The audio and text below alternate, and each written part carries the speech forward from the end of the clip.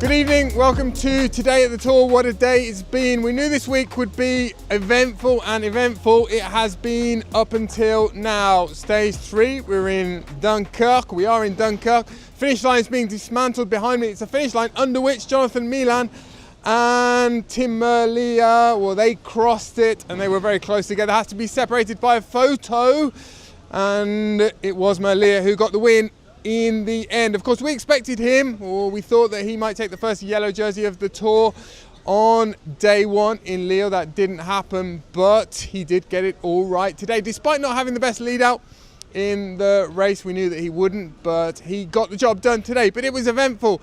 Crashes, chaos, and a particularly nasty incident at the intermediate sprint. Yesterday we had Jonathan Milan going crazy at Biniam Girmay. Today we had, unfortunately, wearing the green jersey, Jasper Philipsen crashing out of the Tour de France, and that was as a result of someone else's crash, someone else's collision.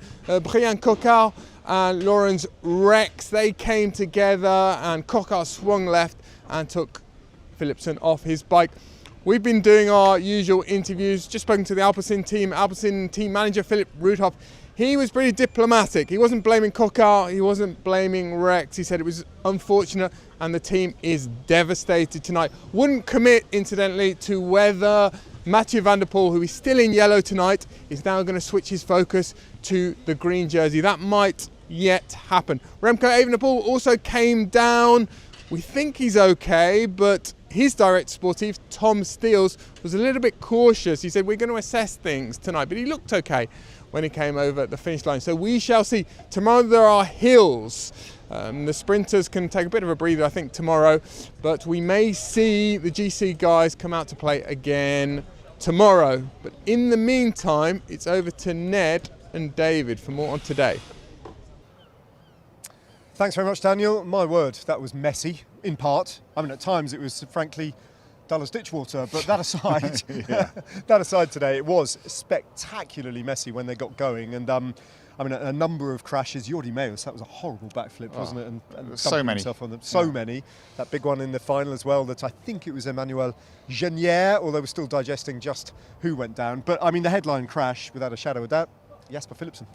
Yeah, it was. I mean, it was unfortunate. At first, it looked like it was absolutely Brian Coquard's fault, but I think now looking back, it looked more like just a race incident. But I guess the point of discussion will be, should have Coquard been up there in the first place when they're all battling for the green jersey? But we can go much deeper into that, and I'll let other people do that. Well, there are two arguments, aren't there? One is it's a bike race, everyone's got a right to sprint. The other is show some respect, stay out of it if you're not going to win. But I think probably, I don't know what you think in practical terms. It may well be that what we're seeing is a unwanted consequence of the UCI's relegation system and the points available for the lower placings in the points classification. Yeah, I mean, I think when we do get to the point of World Tour relegation where Cofidis are in that bracket, every point does become valuable. It is, and we can't disrespect that. A team has to do what it has to do to stay in the top tier of cycling, and if they don't, they lose sponsors. So, in that respect, Brian Coquard's doing his job. I'm trying to find a positive there for Jasper Philipsen, and frankly, if you just crashed out the Tour de France in that manner, there isn't one. There are zero positives. But I'll try. He won stage 1 and took the yellow jersey. I mean, that was their major objective, and he could have gone on to win a hatful of stages, but he'll probably look back on 2025 actually and go, it's all right. Yeah, and if you look back at the big sprints, well, Mark Cavendish, how many tours did he crash out of early on? Plenty. Yeah, and so it is. It's par for the course when you're a top sprinter, unfortunately. Yeah, sprinting is bonkers, really, isn't it? I don't know why they do it. Well, let's find out what Alex Dowsett, what his take was on the Philipsen crash. The incident has taken out Jasper Philipsen. This is not something I enjoy analysing in any way, shape or form, but I think a lot of blame has been pinned on Brian Coquard, and perhaps unfairly. This is a racing incident in my mind. I don't think there is fault.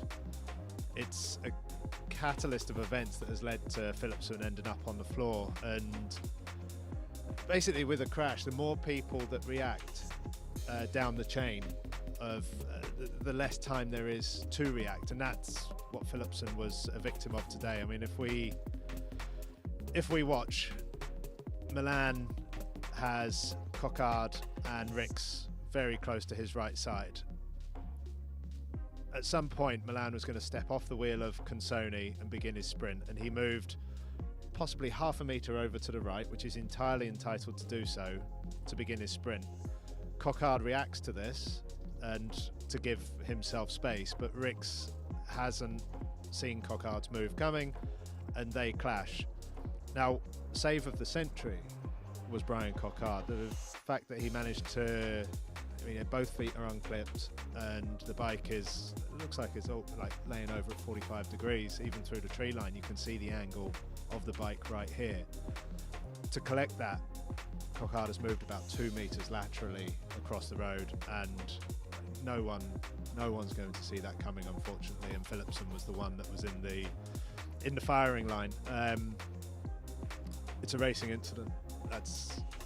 I can't pin the blame on anyone here. So I hope everyone sees it the same. It's just heart really goes out for Philipsen and Alpecin de Koning.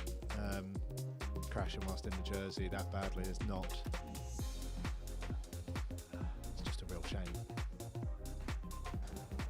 All right, thank you very much, Alex. Let's get to some of your questions, and do keep them coming using a hashtag. What is it, Tommy? Your tour. Hashtag your tour. It's very simple. I don't know why I can't remember that. Online questions for stage 3, David. I'm sight reading them. You haven't seen them. I haven't seen them. Thanks for printing them out so big, because I don't need my glasses, which is great. Perhaps Coquard was under orders to contest the sprint to get visibility for Cofidis, as they're headquartered close by. I take the point, but I'm not sure.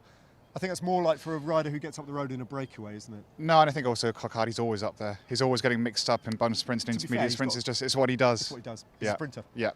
So he's got to get involved in sprints. No, yes, it'll be probably Cofidis are trying to hold him back, to be honest with you. All right, that question came from Mark Ogilvie, a user called @STX_OW. I mean, just have a name, why not? The 100th win in Rainbow tomorrow. Pogacar's on 99. Oh yeah, I forgot he's on 99. Yeah, why not? I mean, I think actually judging Pogacar yesterday in particular, he is riding very restrained. I think and even today wanting to get rid of the polka dot jersey so that I think conserve more energy. He's really looking deep into this race. I don't think if it arises, I'm not even sure if he'll jump at it. He seems to be riding quite a defensive race this first part. Do you know what's quite interesting? I was talking to Matt Rendell about his memories of interviewing Pogacar 2 years ago after the race started in Bilbao, when Pogacar started all guns blazing, didn't he? Yeah. Oh yeah, everywhere. And of course, every day he was asked, "Are you burning a few too many matches?" and all that. He got fed up with it. Well, this year it's almost the opposite, isn't it? He's playing the long game, and Jonas is giving it the old. Completely. All guns blazing. It seems that way. It seems definitely that Pogacar is just maturing, and although he's stronger than he's ever been, he seems to be calming down somewhat. Yeah. Boring, isn't it? At CNickel33, yellow card for Coquard? No, I don't think so. No yellow card for Coquard. And at Mr. Storm 93, with Philipsen out of the tour now, what do you think the rest of the race holds for Alpecin de Koning? Surely just stage hunting with Mathieu van der Poel, if anything. Well, yes, but also Caden Groves. Yeah, and you never know, Mathieu van der Poel might switch a green jersey. I mean, he can get up the road in sprints where the sprinters can't, so he can score points everywhere. So he's more of your Peter Sagan sort of green jersey chaser, and why not? He'd have to finish the Tour de France. He's not fond of doing that. Not great track record. Is he planning on finishing the Tour this year? Well, that's a good question. Yeah, actually. that is it. He might have. Yeah. Well, anyway, maybe. We don't know. Yeah. We don't know. Sorry about that. We don't know. Right, let's get out onto the road again and join. Who is it this time? Mark. Mark. Thank you, Eugen. Well done, Mark. Where have you been watching the race?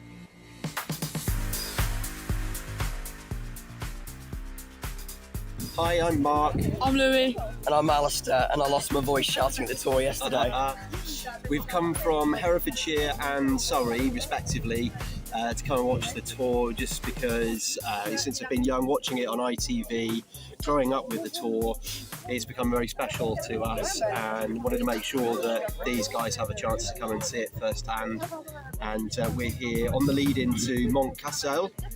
Hopefully it's going to be a really exciting stage. Sun's out, chairs are out. Come on, G! Come on, G!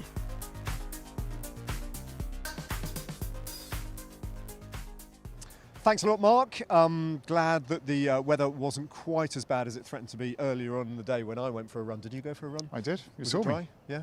Yeah, it was dry when I went a bit later. Actually, true. I went for a run with Matt Rendell and it was just windy, very windy. It was windy. Yeah, Yeah. absolutely. All right, scintillating chat like this is what makes this segment such a success and so special. Do keep your comments coming. Hashtag Your Tour is the hashtag to use online. So do get involved and send us your images and your suggestions and your feedback. Generally, just get involved. Let's have a look at stage 4 of the Tour de France. It's a similar distance to today, but we're finally leaving the Hauts-de-France region and heading into Normandy. It's 174.2k, David, from Amiens to Rouen. Yeah, it's a much more interesting stage than today. A bit more, I'll call it bumpy, and especially towards the end of the stage where we've got 5 climbs, Cat 4, Cat 3, Cat 4, Cat 3, and a Cat 4 I missed out there. The Cat 3, the final one, is only 5k's in the finish, which does serve as a launch pad. So it's going to be really interesting to see if they do fire it up. We saw the damage done yesterday to the stage on stage 2 with just 2 or 3 climbs in the final. This is going to be a lot more interesting. It's 800 metres at 10.6%. It's a real muro as well. And in the middle of all of that, there's an intermediate sprint as well, and just 4 points separating Biniam Gurmai and Jonathan Milan, the new leader of the points classification. Okay, as the working week gets underway, we revert as ever, and indeed for the rest of the tour, to highlights on ITV4 at 7 o'clock. Of course, we'll be doing this every day as well.